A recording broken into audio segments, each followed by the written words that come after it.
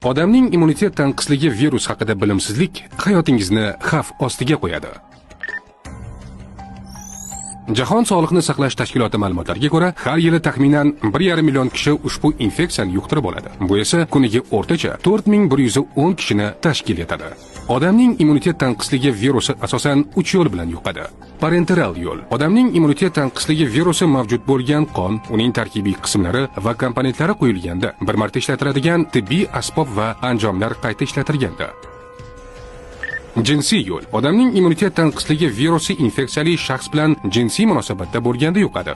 Vertikal yo'l. Odamning immunitet tanqisligi virusi infeksiyali onadan homilaga homiladorlik davrida, prenatal tug'ish paytida, internatal va emizishda postnatal yuqadi. Odamning immunitet tanqisligi virusi dastlabki bosqichda hech qanday alomat bermasligi mumkin. Shuning uchun muntazam test topshirish juda muhim.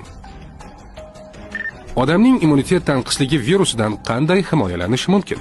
Oilani muqaddas bo'ling, juftingizga sodiq bo'ling. Faqat steril tibbiy va kosmetik asbob-uskunalardan foydalaning.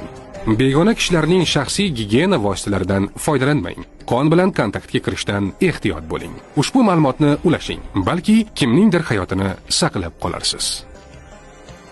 Salomatlik va strategik rivojlanish instituti ijtimoiy tarmoqlariga obuna bo'ling.